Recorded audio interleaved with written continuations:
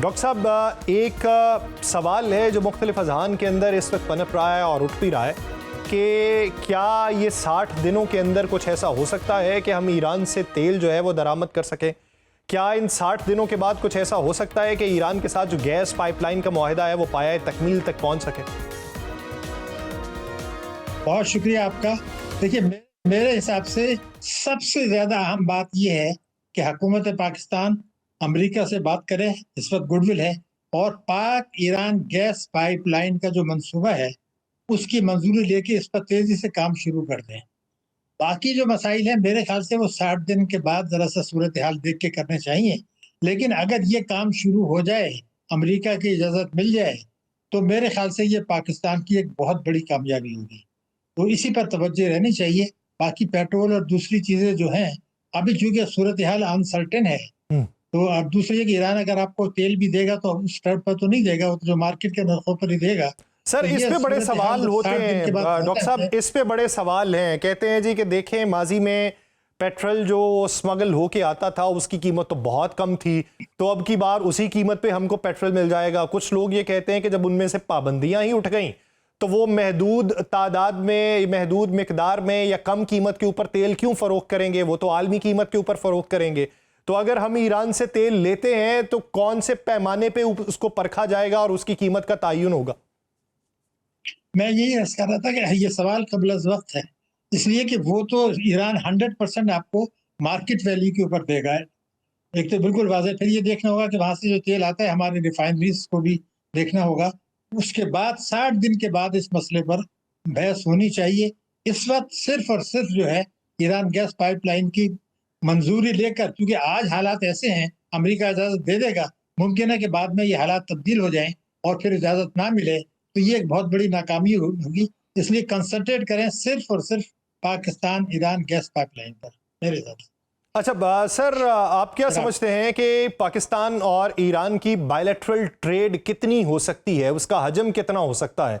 बहुत सारे लोग ये कहते हैं कि 90 से 92 बिलियन डॉलर की ट्रेड इनकी यूएई के साथ जारी थी, यूएई के साथ मामलात में रखना डला है, तो क्या वो गैप पाकिस्तान फिल कर सकता है और क्या इन 2 माह के अंदर उसके ऊपर कुछ अमल दरामद होगा? मैं आपसे जो बात, एक ही बात अर्ज कर रहा हूं कि मुझे जो लगता है कि ये 60 दिन में मामला तय नहीं होंगे, क्योंकि असल मुश्किलात अभी बाकी हैं। अलबत्ता जंग का इम्कान शायद बिल्कुल खत्म हो चुका है, जंग नहीं होगी, लेकिन उससे पहले 28 फरवरी से पहले की जो सूरत हाल थी वो वापस आ सकती है। अमेरिका और ईरान में कशीदगी आ सकती है, तो उनकी तरफ से जो है मुश्किलात पैदा की जा सकती हैं। इसलिए मेरा जो तजर्बा तो यही कहता है कि ये इशू भी अभी हमें पेंडिंग कर देना चाहिए। ये देखना चाहिए कि हालात किस रुख जाते हैं, क्योंकि आप ये देखें एमओयू जो साइन हुआ है, इसमें कोई बड़ा मसला जो पुराने थे वो तय नहीं हुआ है, वो सारे के सारे पेंडिंग डाल दिए गए। मगर जो पाकिस्तान में लोग अभी ज्यादा बात नहीं कर रहे, मैं चाहता खुल के बात कर लूं। देखिए, अमेरिका ने 9/11 के बाद इसका ये फैसला कुन दौर है। अमेरिका ने ये डील जो की है, मेमोरेंडम ऑफ अंडरस्टैंडिंग साइन किया है, वो अपने जो मकासद थे वो तब्दील नहीं किए हैं, जिसमें ईरान को नुकसान पहुंचाना, उम्मत मुस्लिमा को नुकसान पहुंचाना, ग्रेटर इसराइल को रंग भरना और अल्टीमेटली पाकिस्तान को हदफ बनाना, ये उनके मौजूद हैं। सिर्फ उन्होंने हिकमत अमली तब्दील की है और मरहलेवार वो हासिल करेंगे। इस जंग में उन्होंने बहुत कुछ हासिल किया है, खासतौर से इसराइल को बड़ा फायदा हुआ है, उसके बाद रंग भरा गया है। तो अब उन्होंने हालात देख के उसको चेंज कर दिया है, लेकिन हिकमत अमली वही रहेगी, तो वो उसको नजरअंदाज करके बहुत ज्यादा तिजारत की और ये बातें करना गैर हकीकत पसंदाना है। अभी देखते जाइए कि 60 दिन को तो एक्सटेंशन होगी और उसके बाद मामला किस तरफ जाते हैं। अगर जंग ना भी हो तो सख्त जंग तो रहेगी और बहुत सारे जो है सैंक्शंस और डिफिकल्टीज आगे आ सकती हैं और आएंगी, इसलिए अभी हमें वॉच करना चाहिए। अच्छा सर, आप ये समझते हैं कि चलें पाकिस्तान के मामले को तो एक तरफ अगर रख दें, 2 महीनों के अंदर अगर यूं ही तयशुदा उसूलों के मुताबिक ईरान को बैनुल अक़वामी सतह के ऊपर तेल फरोख्त करने की इजाज़त मिलती है, कुछ सेंक्शंस उसके लिफ्ट कर ली जाती हैं, पेट्रोकेमिकल वो बेच सकते हैं, और इसके अलावा उनके जो सीज एसेट्स हैं वो 6-6 बिलियन डॉलर करके 2 एक साथ में उनको जारी हो जाते हैं, तो कहीं ना कहीं रिहैब का मंजरनामा उनकी मुआशी सूरत हाल का वो हो जाएगा, या फिर उसके ओवरकम होने में बहुत ज़्यादा अरसा दरकार है? देखिए, ईरान ने हैरत अंगेज कारनामा सर अंजाम दिया है और इंतहाई नुकसानात उठाने के बाद, शहादतें करने के बावजूद अमेरिका से के सामने उसने घुटने नहीं टेके। अमेरिका वहाँ की जो हुकूमत रजीम तब्दील करने में नाकाम हो गया। इसका मतलब ये नहीं है कि उसने ईरान के साथ अपना रवैया तब्दील कर दिया है। मैं बार-बार कहूँगा, मैं 2001 से ये बात 2021 से ये बात कह रहा हूँ कि जब अफ़गानिस्तान से अमेरिकी फ़ौजें गई थी, उस वक़्त मैंने कहा था कि अमेरिका ने दानिस्ता वहाँ पर हथियार छोड़े हैं ताकि वो ता ये मेरा पब्लिश्ड है, पीवी में भी कहा था 2021 में कि ये उन्होंने दानिस्ता छोड़े हैं ताकि अफ़गानिस्तान तालिबान और वो हुकूमत पाकिस्तान के साथ जो है वो दहशतगर्दी कराएँ, भारत भी आ गया। इसी तरह से ईरान के मामले में उन्होंने अपनी हिकमत अमली जो है तब्दील की है, वो लेकिन मकासद नहीं बदले हैं। तो ये सूरत हाल को बहुत ज़्यादा इस वक़्त खुशी मनाने की ज़रूरत नहीं है। मुझे याद है, आपको याद होगा कि जब इससे पहले अमेरिकी फ़ौजें वहाँ से गई थीं, तो पाकिस्तान में नारा लग रहा था फ़तेह मुबीन, फ़तेह मुबीन। उसी रोज़ मैंने कहा था, और वो मेरे रिकॉर्ड पर है, कि ये फ़तेह मुबीन नहीं है, ना अमेरिका की शिकस्त है, हिकमत अमली बदली है। आज भी वही हुआ है कि अमेरिका ने देखा कि जंग में वो मकासद हासिल नहीं कर रहा, यूरोपियन यूनियन ने मदद नहीं की, तो चीन और रूस ने बहरहाल उसकी मदद की खुफिया तरीके से, और उसको मुश्किलात का सामना रहा, और मशरक़ी वस्ता में जो है आपने देखा स्प्लिट हो गया। तो इन हालात में उसने ये समझा कि फ़िलहाल जंग से बाहर निकल आएँ, लेकिन मकासद नहीं बदले हैं। तो खतरात को बिल्कुल अब वही हैं जो जंग से पहले थे, लेकिन कुछ मोहलत ले लेंगी अमेरिका ने। मैं समझता हूँ कि पाकिस्तान को जो चीज़ देखनी है, वो ये नहीं देखनी कि तिजारत क्या होगी। ये देखना है कि जब पाकिस्तान का नंबर आएगा, जौहरी कुव्वत पाकिस्तान, वो पाकिस्तान जिसकी ताकतवर फ़ौज जिसने भारत को शिकस्त दी है, हुँ। वो पाकिस्तान जिसकी सरहदें चीन और ईरान से मिलती हैं और अफ़गानिस्तान से मिलती हैं और भारत से मिलती हैं, वो पाकिस्तान जिसके 4000 अरब डॉलर के मिनरल्स पड़े हुए हैं बलूचिस्तान में, वो पाकिस्तान जिसका इस्लामी तशख़्ख़ुस है, वो पाकिस्तान जो बुनियानुल मरसूस की बुनियाद पर फ़तह के दावे कर रहा है। ये और बात है कि उसी बुनियानुल मरसूस के बाद कुरान ने आगे कह दिया है कि अगर आपने माल की कुर्बानी नहीं दी, आयत नंबर 13 में सूरह सफ़ में, तो आपको फ़तह नसीब नहीं होगी।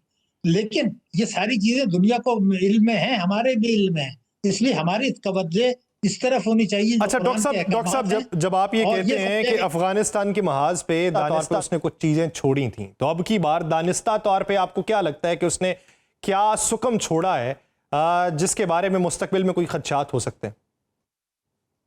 देखिए, बात ये थी कि जब हथियार छोड़े थे तो अमेरिका को पता था कि ये मिल जाएँगे तालिबान हुकूमत को और तालिबान पाकिस्तान को, और भारत के साथ वो मिल के पाकिस्तान में दहशतगर्दी कराएँगे। क्योंकि अफ़गानिस्तान ये बात नहीं भूला कि तालिबान की हुकूमत जो गिरी थी, मुल्ला उमर की हुकूमत जो गिरी थी, वो गिर नहीं सकती थी। मैंने पूरी अपनी किताब दहशतगर्दी, सियासत, मईशत में लिखा है। अगर मुशर्रफ हुकूमत उनकी मदद ना करती अमेरिका की, वरना वो तो कभी भी नहीं सरेंडर करते। तो वो उनके ज़हन में है। तो वो भारत के साथ मिलके पाकिस्तान में दहशतगर्दी करा रहे हैं। हमारा काम ये है कि चीन का वहाँ इन्फ्लुएंस है, तो हम ईरान के साथ बड़ा अच्छा, अमेरिका के साथ बड़ा अच्छा काम कर रहे हैं। मगर पूरी क़ुव्वत अब लगा दें, चीन के से बात करें कि जनाब इनके साथ हमारी दोस्ती ना भी हो, तो कशीदगी खत्म हो जाए, ताकि पाकिस्तान में जो दहशतगर्दी की वारदातें हो रही हैं, जिसकी वजह से कुर्बानियाँ भी हो रही हैं, सरमायाकारी भी नहीं आ रही, बेयकीनी की भी कैफियत है। अगर हम ये हासिल कर लें, तो बहुत बड़ी कामयाबी होगी, और मेरे ख्याल से सारी तवज्जो एक तो इस तरफ होनी चाहिए, और नंबर 2 ये होनी चाहिए, कल को अगर अमेरिका का रवैया पाकिस्तान से बदलता है, जैसे कि मैं आपको रिकॉर्ड पे बता दूं कि मैंने ट्रंप के जो बयानात देखे हैं, इसमें बयानात तो पाकिस्तान के खिलाफ मोदी ने भी नहीं दिए थे पिछली हुकूमत के दौर में। तो अमेरिका के अपने मकासद हैं जौहरी ताकत पाकिस्तान के मुतालिक, लेकिन चूंकि पाकिस्तान की मदद की जरूरत है, तो आज हमारा काम ये है कि चीन की मदद से अफगानिस्तान से ताल्लुकात ठीक करें। और दूसरा ये था कि बैरूनी वसाइल के बजाय हम कोशिश करें कि IMF के प्रोग्राम से निकलें, टैक्सों की वसूली बढ़ाएं, मुल्क की बचतें बढ़ाएं, मुल्क की सरमायाकारी बढ़ाएं, जो हमारी इम्पोर्ट दुगनी है एक्सपोर्ट से, ये खुदकशी है, ये खत्म करें। हमारी रेमिटेंसेस ज्यादा है बरामदात से, ये खुदकशी है, इसको खत्म करें। और उड़ान पाकिस्तान से जो 10,000 हुए हैं, उसको वापस लाएं, और ये लाके ये IMF के प्रोग्राम से निकल के अपने पॉलिसी ऐसी बनाएं कि अगर अमेरिका का रवैया बदलता है, तो हमें कोई बड़ी मुश्किल ना आए, वरना ये खुदकशी होगी। अगर हमने ये पॉलिसी रखी कि जी हमें तो पैसा मिल रहा है, हमारी तो रेमिटेंसेस आ रही हैं। अभी आपने देखा कि UAE ने अगर हमारे $3.5 अरब डॉलर हमसे वापस मांग लिए, तो ये तब्दीली दुनिया में आ सकती है। हमारी गर्दन इस वक्त दूसरों के हाथ में है। देखिए, आपके जो अगर $17 अरब के रिजर्व हैं, तो $11.5 अरब तो दोस्त मुल्कों का डिपॉजिट है। तो ये मैं 4-5 चीजें मैंने बताई हैं, हमारा कंसंट्रेशन इस पे होनी चाहिए, बाकी चीजें छोड़ दें। अगर ये हमने कर लिया तो इस जौहरी कुव्वत पाकिस्तान को तरक्की करने से दुनिया की कोई कुव्वत रोक नहीं सकती।